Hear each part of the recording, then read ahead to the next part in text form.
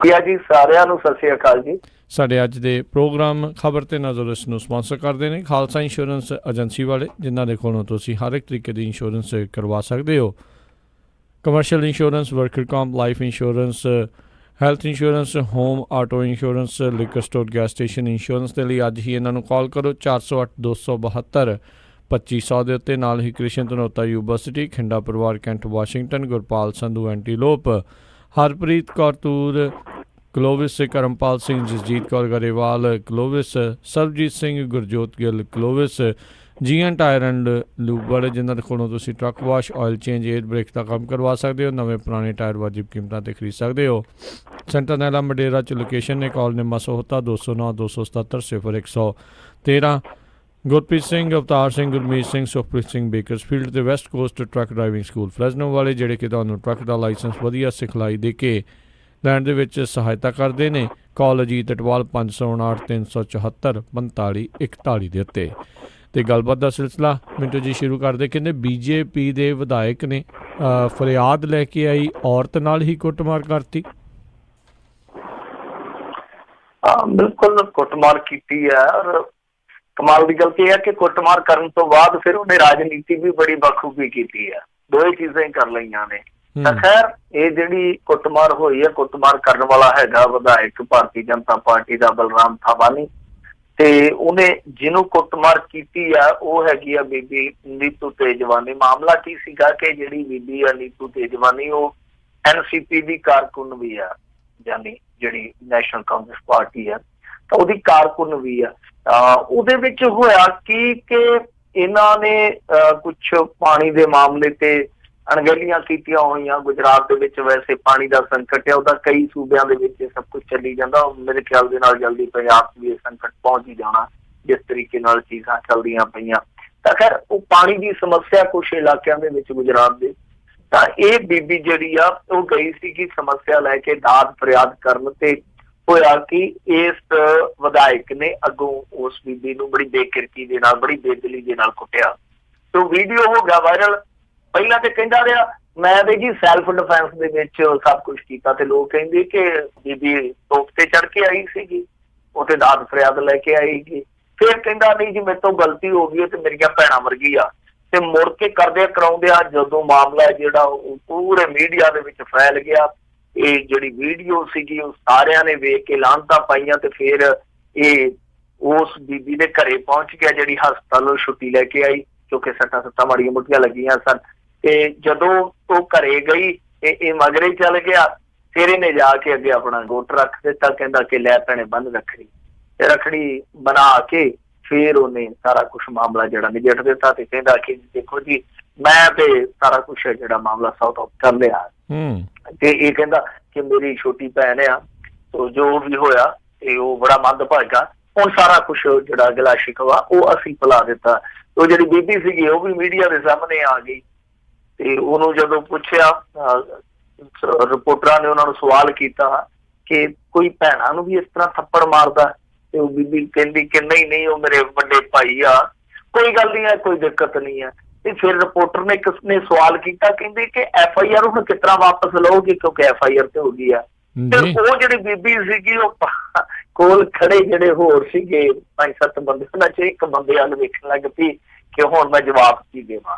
ਤਾਂ ਏਦਾਂ ਲੱਗਦਾ ਸੀਗਾ ਜਿੱਦਾਂ ਉਸ ਬੀਬੀ ਨੂੰ ਜਾਂ ਤੇ ਸਿਖਾ ਲਿਆ ਗਿਆ ਜਾਂ ਥੋੜਾ ਦਬਾਅ ਪਾ ਲਿਆ ਗਿਆ। ਪਰ ਜਿਸ ਤਰ੍ਹਾਂ ਦੀ ਇਹ ਘਟਨਾ ਵਾਪਰੀ ਆ, ਬੜੀ ਸ਼ਰਮਨਾਕ ਘਟਨਾ। ਕਿ ਦੇਖੋ ਕੋਈ ਵਿਧਾਇਕ ਆ, ਕੋਈ ਨੁਮਾਇੰਦਾ, ਉਹਦੇ ਕੋਲ ਚਾਹੇ ਕੋਈ ਵੀ ਜਾਂਦਾ ਹੈ, ਜਿਹਨੇ ਉਹਨੂੰ ਵੋਟ ਨਹੀਂ ਪਾਈ, ਰੱਜ ਕੇ ਉਹਦੀ ਮੁਖਾਲਫਤ ਕੀਤੀ ਹੈ, ਜੇ ਉਹ ਵੀ ਚੱਲ ਜਾਵੇ ਤੇ ਉਹਦਾ ਫਰਜ਼ ਬਣਦਾ ਤੇ ਉਹਦੀ ਦਾਦ ਫਰਿਆਦ ਜਿਹੜੀ ਉਹ ਸੁਣੇ। ਇਹਨੇ ਜੋ ਕਰਤੂਤ ਕੀਤੀ, ਬੜੀ ਘਟੀਆ ਕਰਤੂਤ ਕੀਤੀ ਆ।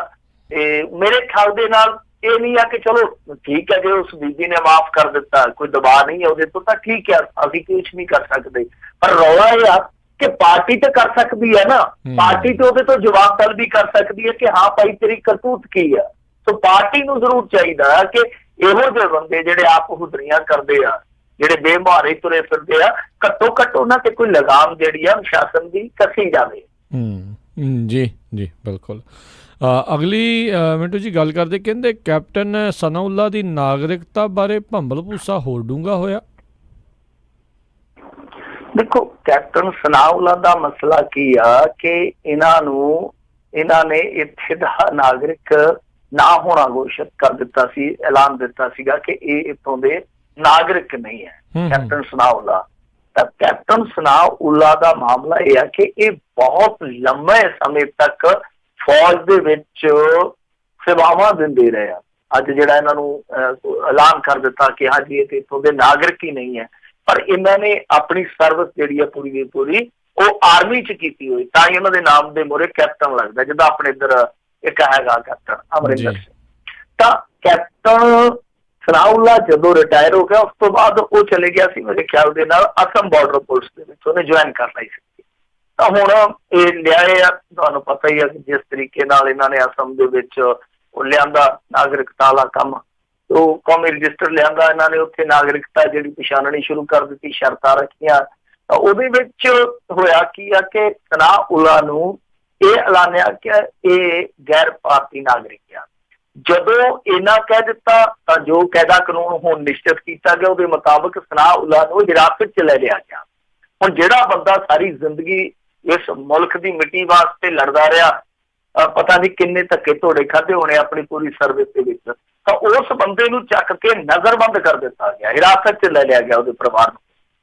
ਉਹ ਦਵਾਈਆਂ ਦਿੰਦਾ ਰਿਹਾ ਕਿ ਕਮਾਲ ਦੀ ਗੱਲ ਆ, ਮੈਂ ਤਾਂ ਸਾਰੀ ਜ਼ਿੰਦਗੀ ਇਸ ਮੁਲਕ ਦੇ ਲੇਖੇ ਲਾਈ ਆ, ਪਰ ਕਿਸੇ ਨੇ ਇੱਕ ਨੇ ਉਹਦੀ ਗੱਲ ਨਹੀਂ ਸੁਣੀ।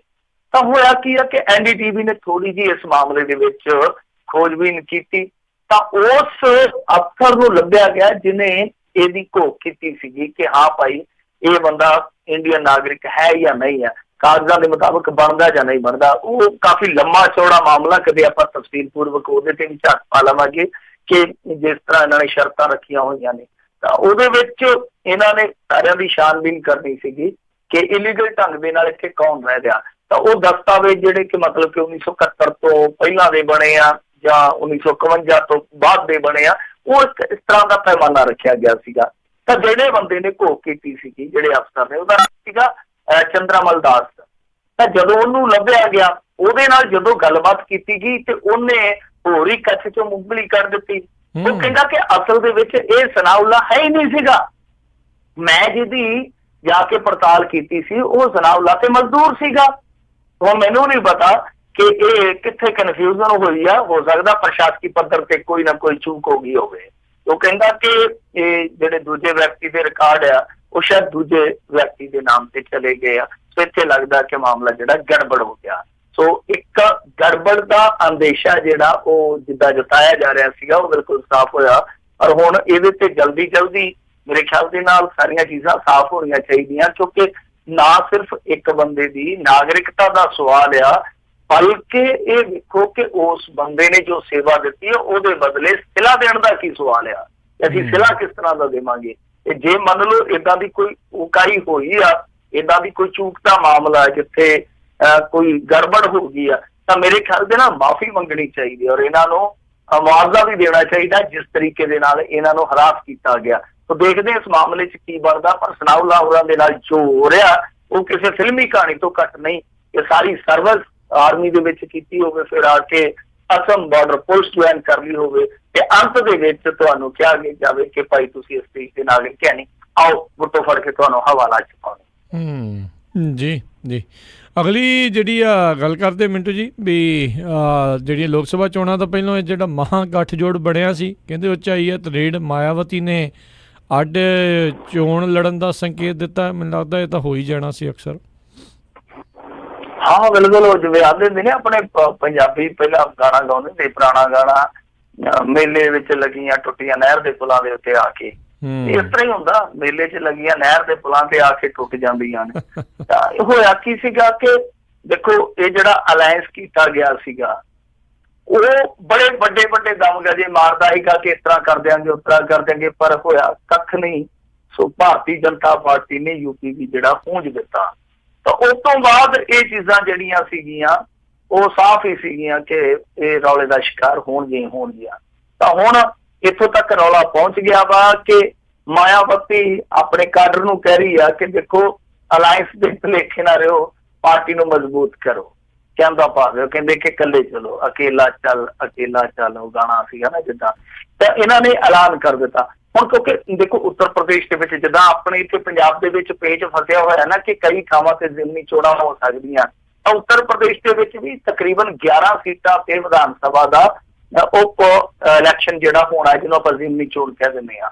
ਹੁਣ ਉਹਦੇ ਵਾਸਤੇ ਇਹਨਾਂ ਨੇ ਮਸ਼ਕਾਂ ਸ਼ੁਰੂ ਕਰ ਦਿੱਤੀਆਂ। ਜਿਸ ਤਰ੍ਹਾਂ ਮਾਇਆਵਤੀ ਨੇ ਸੰਕੇਤ ਦਿੱਤਾ, ਉਸ ਤੋਂ ਲੱਗਦਾ ਇਹੋ ਆ ਕਿ ਸਮਾਜਵਾਦੀ ਅਲੱਗ ਲੜੂਗੇ ਤੇ ਇਹ ਚੋਣ ਜਿਹੜੀ ਆ ਉਹ ਅੱਡ ਲੜਨਗੇ, ਅਲੱਗ ਹੋ ਕੇ ਲੜਨਗੇ। ਇਹਦੇ ਵਿੱਚ ਮਾਇਆਵਤੀ ਨੇ ਤਕਰੀਬਨ ਸਾਫ਼ ਕਰ ਦਿੱਤੀ ਆ ਗੱਲ। ਹੁਣ ਉਧਰੋਂ ਸਮਾਜਵਾਦੀ ਹੈ ਜਿਹੜੇ ਉਹ ਕੁਝ ਰਿਐਕਟ ਕਰਨਗੇ ਤੇ ਬਿਲਕੁਲ ਗੱਲ ਜਿਹੜੀ ਆ ਉਹ ਸਾਫ਼ ਹੋ ਜਾਊਗੀ। ਤਾਂ ਇਹਦੇ ਵਿੱਚ ਕੀ ਹੋਇਆ ਕਿ ਉੱਤਰ ਪ੍ਰਦੇਸ਼ ਦੇ ਵਿੱਚ ਮੇਰੇ ਖਿਆਲ ਦੇ ਨਾਲ ਸਮਾਜਵਾਦੀਆਂ ਨੂੰ ਤੇ ਮਹਿਜ 5 ਸੀਟਾਂ ਆਈਆਂ ਸੀਗੀਆਂ, ਬਹੁਜਨ ਸਮਾਜ ਪਾਰਟੀ ਵਾਲੇ ਫਿਰ ਵੀ 10 ਲੈ ਗਏ। ਔਰ ਕਮਾਲ ਦੀ ਗੱਲ ਹੈ ਕਿ ਇਹਨਾਂ ਨੂੰ ਏਕਾ ਨਵਾਂ ਮਿਲਿਆ। ਭਾਵੇਂ ਆ ਕਿ ਪਿਛਲੇ ਇਲੈਕਸ਼ਨ ਦੇ ਵਿੱਚ 0 ਸੀਗੀ, ਆ ਪਿੱਛੇ ਏਕਾ ਲੱਗਿਆ 10 ਸੀਟਾਂ ਐਤਕੀ ਲੈ ਗਏ, ਪਰ ਸਮਾਜਵਾਦੀ ਇਹ ਘਾਟੇ 'ਚ ਰਹੇ ਆ ਕਿਉਂਕਿ ਜੇ ਆਪਾਂ ਦੇਖੀਏ ਉਹਨਾਂ ਦਾ ਵੋਟ ਪਰਸੈਂਟੇਜ ਹੈ ਜਿਹੜਾ ਉਹ ਘਟਿਆ ਵਾ, ਐਤਕੀ ਘਟਿਆ ਮੇਰੇ ਖਿਆਲ ਦੇ ਨਾਲ। ਜੇ ਆਪਾਂ ਸਮਾਜਵਾਦੀਆਂ ਦਾ ਵੋਟ ਦੇਖੀਏ ਤਾਂ ਉਹਨਾਂ ਦਾ ਐਤਕੀ 22.35% ਤੋਂ ਘਟ ਕੇ 17.96 ਰਹਿ ਗਿਆ, 96। ਤਾਂ ਇਹ ਇੱਕ ਬੜਾ ਵੱਡਾ ਝਟਕਾ ਉਹਨਾਂ ਵਾਸਤੇ। ਜਦ ਕਿ ਜੇ ਆਪਾਂ ਬਹੁਜਨ ਸਮਾਜ ਪਾਰਟੀ ਦੀ ਗੱਲ ਕਰੀਏ ਤਾਂ ਉਹਨਾਂ ਦਾ ਜਿਹੜਾ ਵੋਟ ਸ਼ੇਅਰ ਹੈ ਬਿਲਕੁਲ ਮਾਮੂਲੀ ਜਿਹਾ ਘਟਿਆ, 19.70 ਤੋਂ ਮੇਰੇ ਖਿਆਲ ਦੇ ਨਾਲ 19.26 ਕੋ ਰਿਹਾ। ਸੋ ਕਹਿਣ ਦਾ ਭਾਵ ਹੈ ਕਿ ਬਹੁਜਨ ਸਮਾਜ ਪਾਰਟੀ ਹੈ ਜਿਹੜੀ ਉਹ ਕਿਤੇ ਨਾ ਕਿਤੇ ਫਿਰ ਵੀ ਵਾਧੇ 'ਚ ਰਹੀ ਆ। ਤਾਂ ਖੱਟ ਕੇ ਹੁਣ ਉਹ ਅੱਡ ਚੱਲੇ ਆ ਕਿਉਂਕਿ ਜਿਹੜੀਆਂ 10 ਸੀਟਾਂ ਇਹਨਾਂ ਨੇ ਜਿੱਤੀਆਂ, ਜੇ ਤੁਸੀਂ ਬਰੀਕੀ ਦੇ ਨਾਲ ਨਜ਼ਰ ਮਾਰੋਗੇ ਇਹਨਾਂ ਤੇ, ਤਾਂ ਇਹ ਉਹ ਸੀਟਾਂ ਹੈ ਜਿਨ੍ਹਾਂ ਉੱਤੇ 2014 ਚ ਸਮਾਜਵਾਦੀ ਦੂਜੇ ਨੰਬਰ ਤੇ ਰਹੇ ਸੀ। ਤਾਂ ਦੂਸਰੀ ਚੀਜ਼ ਇੱਕ ਹੋ ਰਿਹਾ ਕਿ ਜਿਹੜੀ ਬੀਬੀ ਮਾਇਆਵਤੀ ਸੀਗੀ ਉਹ ਆਪਣੇ ਰੋਗ ਦੇ ਨਾਲ, ਆਪਣੇ ਰੁਤਬੇ ਦੇ ਨਾਲ ਉਹ ਸੀਟਾਂ ਵੀ ਮਨਮਰਜ਼ੀ ਦੇ ਨਾਲ ਲੈ ਕੇ ਗਏ ਸੀ, ਜਿਹਨੂੰ ਆਪਾਂ ਟਿਕਟਾਂ ਕਹਿ ਦਿੰਦੇ ਜੀ। ਤਾਂ ਦੂਜੀ ਚੀਜ਼ ਇੱਕ ਹੋਰ ਵੀ ਆ ਕਿ ਦੇਖੋ ਸਮਾਜਵਾਦੀ ਸ਼ਾਇਦ ਇਸ ਗੱਲ ਨੂੰ ਸਮਝਣ ਦੇ ਵਿੱਚ ਕਿਤੇ ਨਾ ਕਿਤੇ ਨਾਕਾਮ ਰਹੇ ਕਿ ਰੈਲੀਆਂ ਦਾ ਜਿਹੜਾ ਰਸ਼ ਹੈ ਉਹ ਠੀਕ ਆ ਕਿ ਦਰਸਾਉਂਦਾ ਸੀਗਾ ਉਸ ਵੇਲੇ ਕਿ ਬੱਲੇ ਬੱਲੇ ਹੋਈ ਪਈ ਆ। ਲੋਕ ਪ੍ਰੈਡਿਕਸ਼ਨ ਵੀ ਇਹੋ ਕਰਦੇ ਸੀਗੇ ਕਿ ਇਸ ਗੱਠਜੋੜ ਨੇ ਖਾ ਜਾਣਾ ਭਾਰਤੀ ਜਨਤਾ ਪਾਰਟੀ ਨੂੰ, ਪਰ ਅੰਦਰ ਖਾਤੇ ਜੋ ਚੱਲ ਰਿਹਾ ਸੀਗਾ ਸਮਾਜਵਾਦੀ ਉਹਨੂੰ ਨਹੀਂ ਸਮਝ ਪਾਏ।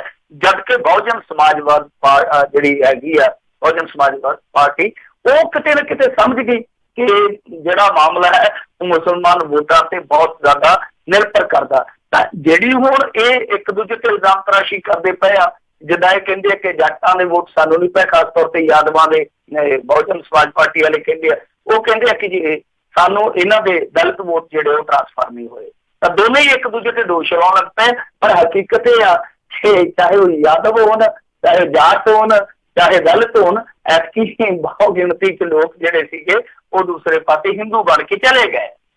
ਤਾਂ ਉਹਨਾਂ ਨੇ ਦੂਸਰਾ ਪੱਖ ਹੈ ਜਿਹੜਾ ਵਿਚਾਰਿਆ ਰਿਹਾ। ਤਾਂ ਇਹ ਹੁਣ ਰਹਿ ਗਿਆ ਲੜਨ ਜੋਗੇ, ਪਰ ਇਹ ਲੜਾਈ ਕਦੀ ਉੱਤਰ ਪ੍ਰਦੇਸ਼ ਦੀ ਲੜਾਈ ਨਹੀਂ ਹੈ।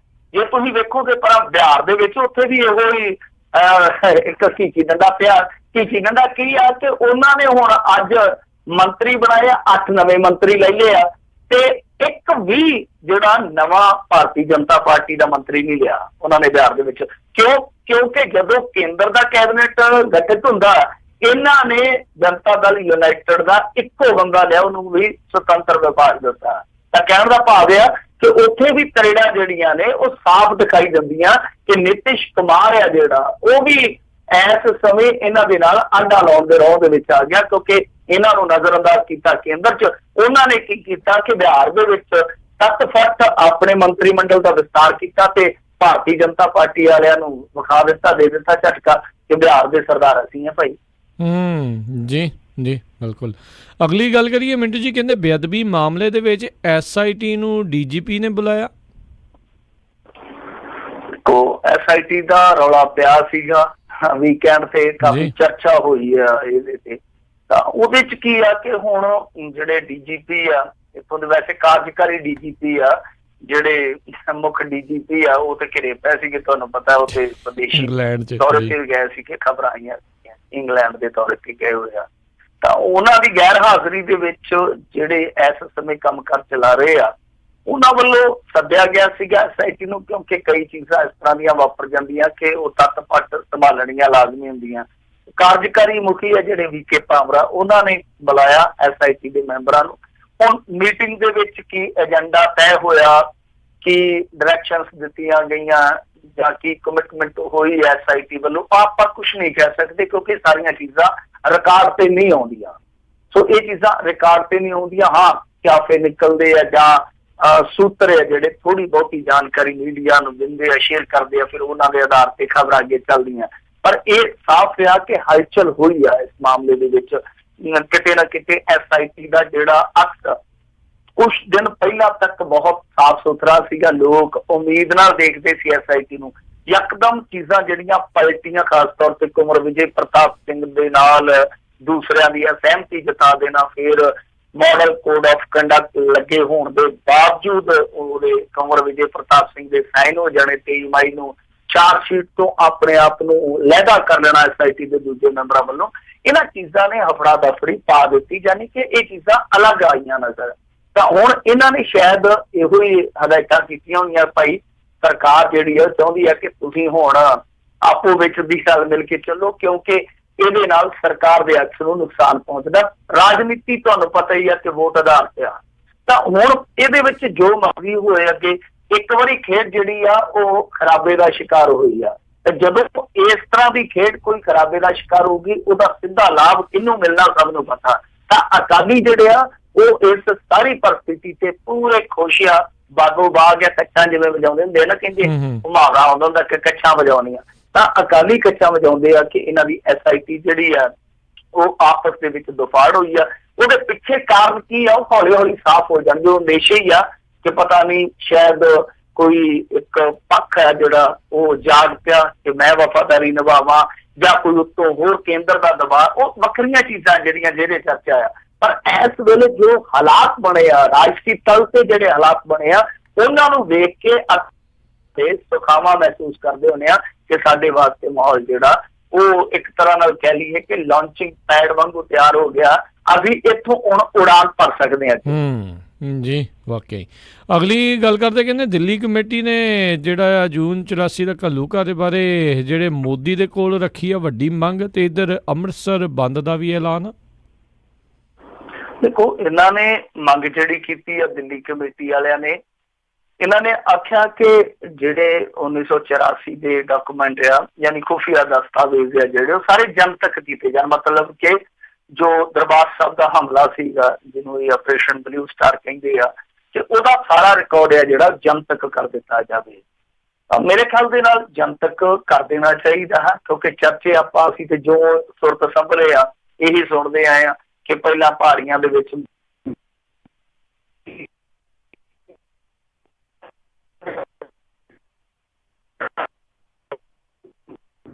ਮਿੰਟੂ ਜੀ ਮੈਨੂੰ ਲੱਗਦਾ ਥੋੜ੍ਹੀ ਲਾਈਨ ਦੇ ਵਿੱਚ ਦਿੱਕਤ ਆ, ਤੇ ਮੁੜ ਕੇ ਦੁਬਾਰਾ ਜਿਹੜਾ ਉਹਨਾਂ ਦੇ ਨਾਲ ਕੰਟੈਕਟ ਜਿਹੜਾ ਕਰਦੇ ਆ। ਤੇ ਸਰੋਤੇ ਇੱਦਾਂ ਤੁਸੀਂ ਜਿਹੜੇ ਜੁੜੇ ਰਹੋ ਜੀ।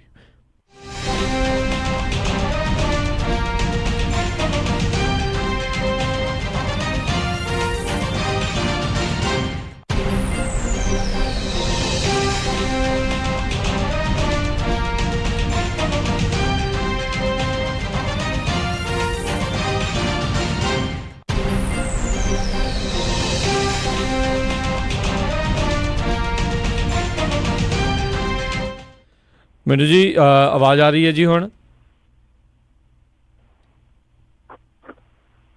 ਮਿੰਟੂ ਜੀ? ਹਾਂਜੀ ਜੀ ਮਿੰਟੂ ਜੀ, ਜਿਹੜੀ ਖਬਰ ਆਪਾਂ ਜਿਹੜੀ ਕਰ ਰਹੇ ਸੀਗੇ ਵੀ ਜਿਹੜਾ ਘੱਲੂਘਾਰਾ ਜੂਨ 84 ਘੱਲੂਘਾਰੇ ਨੂੰ ਲੈ ਕੇ ਜਿਹੜੀ ਮੰਗ ਰੱਖੀ ਆ ਜਨਤਕ ਕਰਨ ਦੀ। ਜੀ ਦਿੱਲੀ ਕਮੇਟੀ ਵਾਲਿਆਂ ਨੇ ਮੰਗ ਕੀਤੀ ਆ ਕਿ ਜੋ ਦਰਬਾਰ ਸਾਹਿਬ ਤੇ ਹਮਲਾ ਕੀਤਾ ਗਿਆ ਸੀ ਉਹਦੇ ਮੁਤਲਕ ਜਿਹੜਾ ਰਿਕਾਰਡ ਹੈ ਉਹ ਜਨਤਕ ਕਰ ਦਿੱਤਾ ਜਾਵੇ। ਤੇ ਮੈਂ ਆਖ ਰਿਹਾ ਸੀਗਾ ਜਦੋਂ ਆਵਾਜ਼ ਕੱਟੀ ਗਈ ਆ, ਮੈਂ ਕਿਹਾ ਅਸੀਂ ਜੋ ਸੁਰਤ ਸੰਭਲੇ ਆ, ਇਹ ਚੀਜ਼ਾਂ ਸੁਣਦੇ ਆਏ ਆ, ਪੜ੍ਹਦੇ ਆਏ ਆ, ਵੇਖਦੇ ਆਏ ਆ ਕਿ ਇੱਕ ਮਾਡਲ ਤਿਆਰ ਕੀਤਾ ਗਿਆ ਸੀ ਪਹਾੜਾਂ ਦੇ ਵਿੱਚ, ਜਿੱਥੇ ਤਿਆਰੀ ਕੀਤੀ ਗਈ ਸੀ ਫੌਜ ਵੱਲੋਂ ਹਮਲੇ ਦੀ। ਤਾਂ ਫਿਰ ਦੂਸਰੀਆਂ ਚੀਜ਼ਾਂ ਕਿ ਇੰਗਲੈਂਡ ਤੱਕ ਜਾ ਕੇ ਪਹੁੰਚ ਕੀਤੀ ਗਈ ਇਹਨਾਂ ਚੀਜ਼ਾਂ ਨੂੰ ਲੈ ਕੇ, ਫਿਰ ਰਸ਼ੀਆ ਤੱਕ ਗੱਲਾਂ ਗਈਆਂ। ਇਹ ਸਾਰੀਆਂ ਕਹਾਣੀਆਂ ਤਾਂ ਹੀ ਸਾਫ਼ ਹੋ ਸਕਦੀਆਂ ਨੇ, ਤਦ ਹੀ ਮੋਹਰ ਲੱਗ ਸਕਦੀ ਹੈ ਜੇ ਸਾਰਾ ਰਿਕਾਰਡ ਜਨਤਕ ਹੋ ਜਾਂਦਾ। ਪਰ ਜੇ ਰਿਕਾਰਡ ਜਨਤਕ ਹੋ ਜਾਊਗਾ, ਤੁਹਾਨੂੰ ਪਤਾ ਕਿ ਇਤਿਹਾਸ ਹੈ ਜਿਹੜਾ ਉਹ ਬੜਾ ਬੇਰਹਿਮ ਹੁੰਦਾ, ਬਰੂਟਲ ਹੁੰਦਾ ਪੂਰਾ।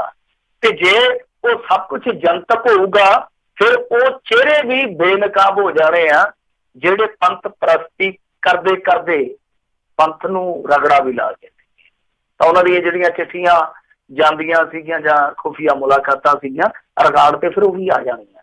ਸੋ ਜੇ ਇਸ ਤਰ੍ਹਾਂ ਹੁੰਦਾ ਤੇ ਠੀਕ ਆ, ਸਭ ਕੁਛ ਹੈ ਜਿਹੜਾ ਉਹ ਕਲੀਅਰ ਹੋ ਜਾਊਗਾ, ਸਾਫ਼ ਹੋ ਜਾਊਗਾ, ਸਪਸ਼ਟ ਹੋ ਜਾਊਗਾ। ਪਰ ਇਹਦੇ 'ਚ ਘਾਟੇ ਕਿਹਨੂੰ ਪੈਣੇ ਹੈ ਜਿਹੜਾ ਸੋਚ ਲੈਣਾ ਚਾਹੀਦਾ। ਔਰ ਦੂਜੀ ਚੀਜ਼ ਜੋ ਤਿਆਰੀ ਹੈ ਇਸ ਟਾਈਮ ਘੱਲੂਘਾਰਾ ਦਿਹਾੜਾ ਜਿਹਨੂੰ ਕਹਿੰਦੇ ਉਹ ਮਨਾਉਣ ਦੀ, ਤਾਂ ਇਸ ਮੌਕੇ ਤੇ ਇਸ ਵੇਲੇ ਜੇ ਦੇਖੀਏ ਤੇ ਕਾਫੀ ਕੁਛ ਹੋਣ ਡਿਆ। ਇੱਕ ਦੋ ਜਿੱਦਾਂ ਕਰਦੇ ਹੁੰਦੇ ਆ ਨਾ ਸ਼ਗਨ ਵਿਹਾਰ ਜਿਹਾ ਪੁਲਿਸ ਵਾਲੇ ਕਿ ਇਸ ਮੌਕੇ ਤੇ ਆਹ ਫੜ ਲੈ ਗਏ, ਉਹ ਫੜ ਲੈ ਗਏ। ਹੁਣ ਵੀ ਇਹਨਾਂ ਨੇ 2-3 ਬੰਦੇ ਫੜੇ ਆ ਜਿਨ੍ਹਾਂ ਬਾਰੇ ਸਰਬਜੀਤ ਘੁਮਾਨ ਹੈ ਜਿਹੜਾ ਉਹ ਆ ਕੇ ਕਹਿੰਦਾ, ਸਰਬਜੀਤ ਸਿੰਘ ਘੁਮਾਨ ਕਹਿਣ ਡਿਆ ਕਿ ਇਹ ਬੰਦੇ ਮੇਰੇ ਨਾਲ ਮੁੰਡੇ ਕੰਮ ਕਰਦੇ ਸੀਗੇ, ਕਿਸੇ ਕਿਸਮ ਦੀ ਕੋਈ ਐਸੀ ਗਤੀਵਿਧੀ ਨਹੀਂ ਹੈ, ਦੋਨੇ ਆਪਣਾ ਕੰਮ ਨਿਬੜਾਉਂਦੇ ਸੀ ਕਿ ਹਾਂ ਸਿਰਫ ਇਹ ਆ ਕਿ ਪੰਥਕ ਸਰਗਰਮੀਆਂ ਦਾ ਹਿੱਸੇਦਾਰ ਇਹ ਰਹੇ ਆ। ਤਾਂ ਉਹਨਾਂ ਨੂੰ ਇਸ ਤਰ੍ਹਾਂ ਚੁੱਕਿਆ ਗਿਆ। ਉਹ ਦਾਅਵਾ ਕਰਦੇ ਪਏ ਕਿ ਇਸ ਤਰ੍ਹਾਂ ਦੀ ਕੋਈ ਰਿਕਵਰੀ ਨਹੀਂ ਹੋਈ ਜਿਹੜੀ ਇਹ ਦਿਖਾਉਂਦੇ ਪਏ ਆ। ਤਾਂ ਕਹਿੰਦਾ ਭਾਵੇਂ ਕਿ ਇਹ ਸਿਲਸਿਲਾ ਆਪਣੀ ਥਾਂ ਤੇ ਫਿਰ ਜਿੱਦਾਂ ਇੱਕ ਹਿੰਦੂ ਕੱਟੜਵਾਦੀ ਪਾਉਣ ਲੱਗ ਪੈਂਦੇ ਆ ਵੀਡੀਓ, ਐ ਕਰ ਦਿਆਂਗੇ ਉਹ ਕਰ ਦਿਆਂਗੇ, ਫਿਰ ਇੱਧਰੋਂ ਵੀ ਟਾਈਮ ਬੰਨਣ ਲੱਗ ਪੈਂਦੇ ਆ, ਕੁਛ ਇੱਧਰੋਂ ਵੀ ਆ ਜਾਂਦੇ ਆ ਮੈਦਾਨ 'ਚ। ਤਾਂ ਉਹ ਸਿਲਸਿਲਾ ਵੀ ਚੱਲਦਾ। ਮੁੜ ਕੇ ਉਹ ਫੋਨ ਕਰਦੇ ਆ, ਉਹ ਧਮਕੀਆਂ ਦੇ ਜਿਹੜੇ ਫੋਨ ਹੁੰਦੇ ਮੁੜ ਕੇ ਉਹ ਨਿਸ਼ਾਨਦੇਹੀ ਤੇ ਲੱਗ ਜਾਂਦੇ ਆ, ਫਿਰ ਉਹਨਾਂ ਨੂੰ ਗਨਮੈਨ ਮਿਲ ਜਾਂਦੇ। ਉਹ ਸਾਰੀਆਂ ਚੀਜ਼ਾਂ ਇੱਥੇ ਵਾਪਰਨ ਡਈਆਂ। ਤਾਂ ਬੰਦ ਦਾ ਐਲਾਨ ਫੇਰ ਕਰ ਦਿੱਤਾ ਗਿਆ। ਪਰ ਦਲ ਖਾਲਸਾ ਨੇ ਕਿਹਾ ਕਿ ਅਸੀਂ ਦੇਖੋ ਧੱਕੇ ਨਾਲ ਕੋਈ ਬਾਜ਼ਾਰ ਬੰਦ ਨਹੀਂ ਕਰਾਉਣਾ, ਸੋ ਅਸੀਂ ਅਪੀਲ ਕਰਨੀ ਆ, ਉਸ ਅਪੀਲ ਦੇ ਵਿੱਚ ਸਾਨੂੰ ਲੋਕ ਸਹਿਯੋਗ ਆਪੇ ਦੇਣਗੇ। ਤਾਂ ਠੀਕ ਆ। ਤਾਂ ਮੇਰੇ ਖਿਆਲ ਦੇ ਨਾਲ ਇਹ ਗੱਲ ਉਹਨਾਂ ਨੇ ਠੀਕ ਕੀਤੀ ਆ ਕਿ ਅਸੀਂ ਬਾਜ਼ਾਰ ਜਿਹੜੇ ਉਹ ਜਬਰੀ ਬੰਦ ਨਹੀਂ ਕਰਾਵਾਂਗੇ।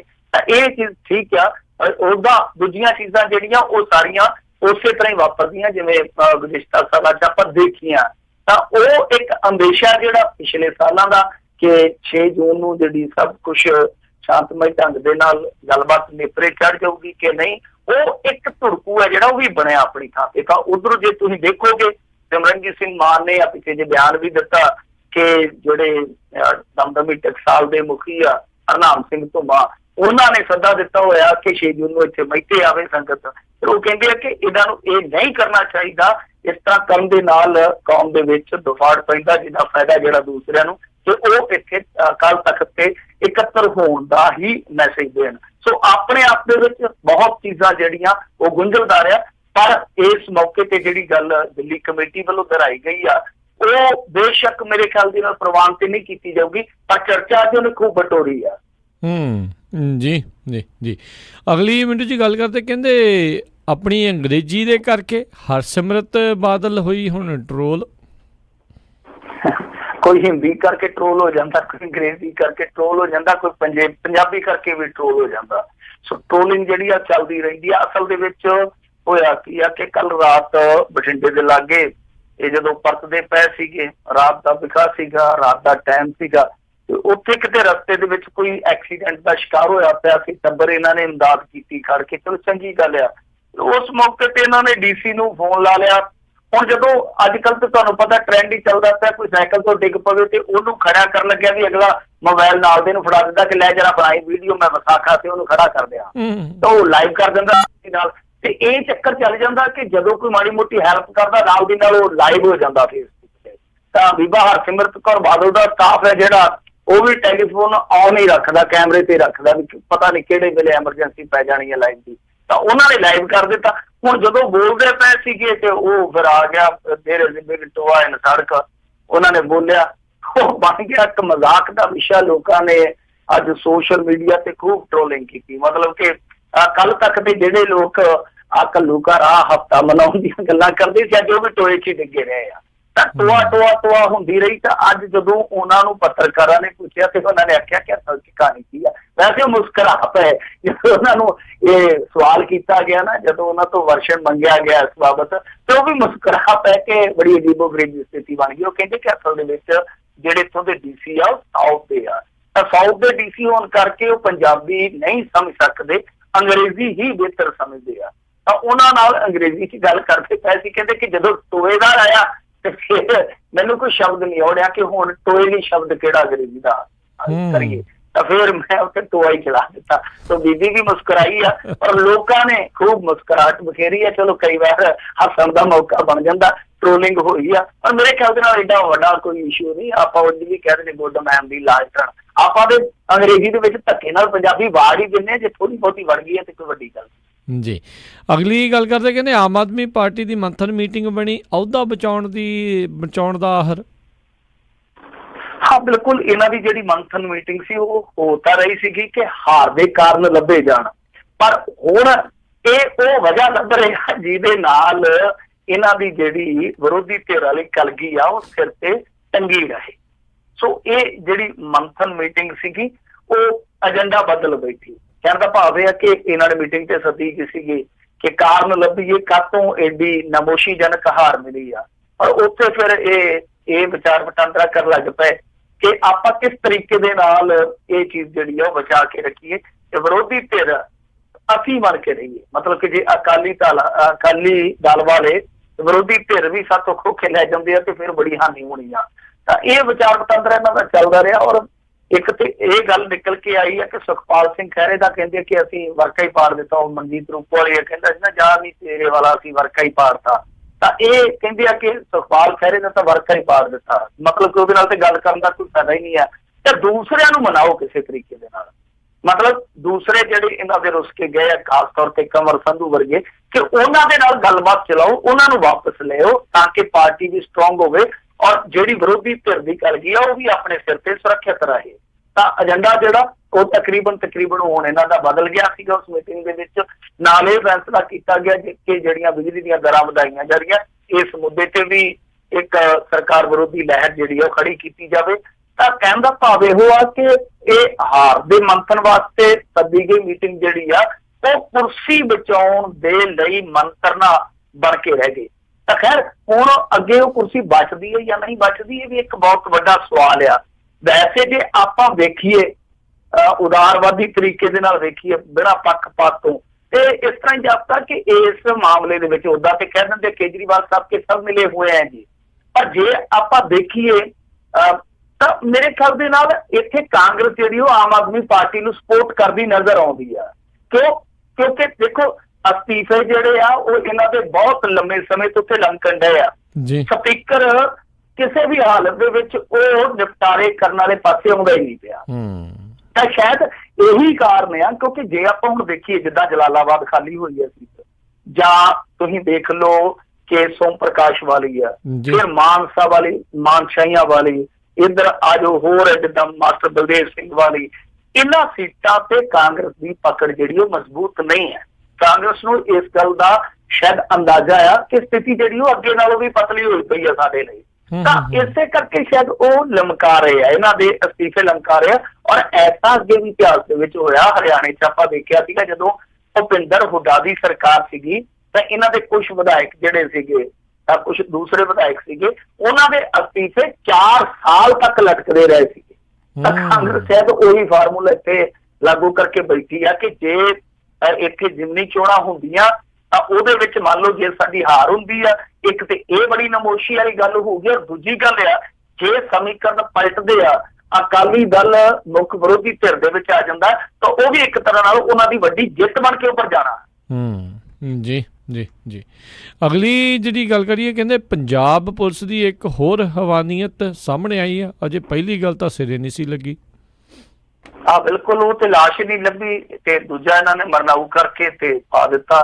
ਹੁਣ ਇਹ ਮਾਮਲਾ ਜਿਹੜਾ ਉਹ ਅੱਜ ਬਠਿੰਡੇ ਜ਼ਿਲ੍ਹੇ ਦੇ ਵਿੱਚ ਵਾਪਰਿਆ। ਉੱਥੇ ਇੱਕ ਨੌਜਵਾਨ ਸੀਗਾ ਜਿਹੜਾ ਉਹ ਪੁਲਿਸ ਦੇ ਅੜਿੱਕੇ ਆਇਆ, ਔਰ ਐਸਾ ਅੜਿੱਕੇ ਆਇਆ ਕਿ ਉਹਦੀ ਧੌਣ ਤੋੜ ਦਿੱਤੀ ਇਹਨਾਂ ਨੇ। ਉਹ ਕਿਲੀ ਨਿਹਾਲ ਸਿੰਘ ਵਾਲਾ ਇੱਕ ਚੌਂਕੀ ਆ, ਪੁਲਿਸ ਚੌਂਕੀ ਆ। ਮਾਮਲਾ ਕੀ ਸੀਗਾ ਕਿ ਇਹ ਨੌਜਵਾਨ ਜਿਹੜਾ ਬਰਗਾੜੀ ਦਾ ਦਸੀ ਦਾ, ਹਾਲਾਂਕਿ ਕੱਲ ਨੂੰ ਅਖਬਾਰ ਛਪਣਗੇ, ਸਾਰੀਆਂ ਚੀਜ਼ਾਂ ਪ੍ਰਮਾਣਿਤ ਹੁੰਦੀਆਂ, ਪਰ ਜਿੰਨੀ ਕੋਈ ਜਾਣਕਾਰੀ ਜਤਾਈ ਜਾ ਸਕਦੀ ਆ ਉਹ ਜਾਣਕਾਰੀ ਦੱਸਦੀ ਆ ਕਿ ਇਹ ਮੁੰਡਾ ਜਿਹੜਾ ਉਹ ਕੋਟਕਪੂਰੇ ਏਰੀਏ ਦਾ ਸੀਗਾ, ਯਾਨੀ ਬਰਗਾੜੀ ਪਿੰਡ ਦਾ ਦੱਸਿਆ ਜਾਂਦਾ, ਤੇ ਇਹਦਾ ਕਿਸੇ ਨਾਲ ਅਫੇਅਰ ਸੀਗਾ। ਉਹ ਜਿਹੜੀ ਅੱਗੋਂ ਕੁੜੀ ਸੀ ਉਹ ਮੈਰਿਡ ਸੀ, ਉਹ ਇਹਦੇ ਕੋਲ ਆ ਗਈ, ਮੁੜ ਕੇ ਰੌਲਾ ਪੈ ਗਿਆ। ਉਹਨਾਂ ਨੇ ਸਮਝਾ ਬੁਝਾ ਕੇ ਚਲੋ ਕੁੜੀ ਜਿਹੜੀ ਆ ਘੱਲ ਦਿੱਤੀ ਤੇ ਮਾਮਲਾ ਪੁਲਿਸ ਤੱਕ ਪਹੁੰਚ ਗਿਆ। ਇਹ ਕਹਿੰਦੇ ਆ ਕਿ ਅਸੀਂ ਕੁੱਟਮਾਰ ਤੋਂ ਮੁੰਡੇ ਨੂੰ ਬਚਾਉਣ ਵਾਸਤੇ 35-40 ਹਜ਼ਾਰ ਰੁਪਈਆ ਵੀ ਦੇਤਾ ਪੁਲਿਸ ਨੂੰ। ਇਹ ਕਹਿੰਦੇ ਕਿ ਕੁਛ ਨਹੀਂ, ਬਸ ਕੁੜੀ ਵਾਲਿਆਂ ਦੇ ਸਾਹਮਣੇ ਚਲੋ ਇਹਨੂੰ ਵਾੜਾਂਗੇ ਅੰਦਰ, ਮੈਂ ਜਿਵੇਂ ਕਹਿ ਦਿੰਦੇ ਆ ਕਿ ਕੋਈ ਗੱਲ ਨਹੀਂ ਹੈ, ਮਾੜਾ ਜਿਹਾ ਅੱਖਾਂ ਹੀ ਪੁੰਝਣੀਆਂ ਉਹਨਾਂ ਦੀਆਂ, ਅਸੀਂ ਇਸ ਤਰ੍ਹਾਂ ਕਰਾਂਗੇ ਤੇ ਪਟੇ ਕੰਨ ਤੇ ਮਾਰ ਦਿਆਂਗੇ, ਚੀਕਾਂ ਤੁਸੀਂ ਮਾਰ ਦਿਓ। ਕਈ ਵਾਰ ਕਹਿੰਦੇ ਕਿ ਕੋਈ ਗੱਲ ਨਹੀਂ ਹੈ, ਥੋੜਾ ਬਹੁਤਾ ਲੱਸੀ ਪਾਣੀ ਵੱਧ ਲਾ ਦੋਗੇ ਤੇ ਚੀਕਾਂ ਵੀ ਸਾਡੇ ਬੰਦੇ ਹੀ ਮਾਰ ਦੇਣਗੇ, ਕੋਈ ਫਰਕ ਨਹੀਂ ਪੈਂਦਾ। ਤੇ ਉਦਾਂ ਹੀ ਇਹ ਕਹਿੰਦੇ ਕਿ ਕੋਈ ਗੱਲ ਨਹੀਂ, ਬੰਦੇ ਅੰਦਰ ਵੜਾਂਗੇ ਆਪਾਂ ਤੇ ਬਸ ਉਹ ਦੇਖ ਲੈਣਗੇ ਕਿ ਬੰਦਾ ਬੈਠਾ ਤੇ ਆਪਾਂ ਤਾਂ ਸੈਟਿੰਗ ਕਰ ਦਿਆਂਗੇ।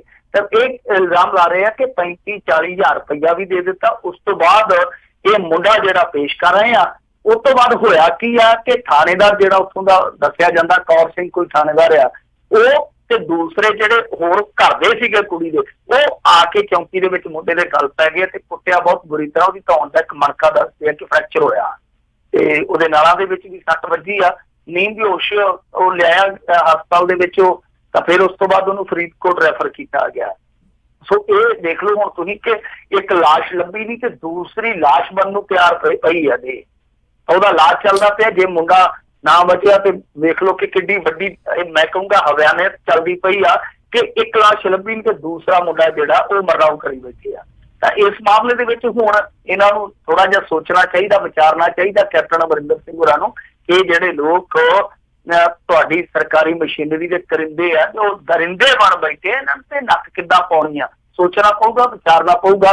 ਹੁਣ ਰੌਲਾ ਕੀ ਆ ਕਿ ਸਸਪੈਂਡ ਕਰ ਦਿੰਦੇ ਆ। ਸਸਪੈਂਡ ਚ ਕੀ ਆ ਕਿ ਪੁਲਿਸ ਲਾਈਨ ਦੇ ਵਿੱਚ ਕਰ ਦਿੱਤਾ, ਜੀ ਤੁਹਾਨੂੰ ਲਾਈਨ ਹਾਜ਼ਰ ਕਰ ਦਿੱਤਾ, ਉਹ ਫਿਰ 2 ਮਹੀਨੇ 4 ਮਹੀਨੇ ਲਾ ਕੇ ਆ ਜਾਂਦਾ। ਤਾਂ ਸਸਪੈਂਡ ਵਾਲਾ ਕੰਮ ਨਹੀਂ ਚੱਲਣਾ ਚਾਹੀਦਾ।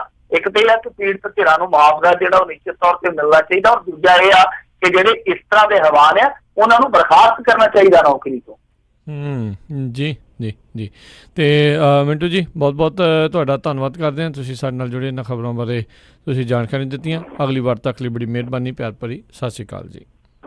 ਸਤਿ ਸ਼੍ਰੀ ਅਕਾਲ ਜੀ। ਤੇ ਸਰੋਤਿਓ ਇੱਥੇ ਸਾਡਾ ਅੱਜ ਦਾ ਪ੍ਰੋਗਰਾਮ ਸਮਾਪਤ ਆ। ਮਿਲਦੇ ਹਾਂ ਤੁਹਾਨੂੰ ਸਾਰਿਆਂ ਨੂੰ ਅਗਲੀ ਵਾਰ। ਉਦੋਂ ਤੱਕ ਲਈ ਮੇਰੇ ਵੱਲੋਂ ਵੀ ਪਿਆਰ ਭਰੀ ਨਿੱਘੀ ਸਤਿ ਸ਼੍ਰੀ ਅਕਾਲ ਜੀ। ਉਹਦੇ ਵਾਸਤੇ ਰਹੋ, ਹੱਸਦੇ ਖੇਲਦੇ ਰਹੋ, ਸੁਣਦੇ ਰਹੋ ਪੰਜਾਬੀ ਰੇਡੀਓ USA।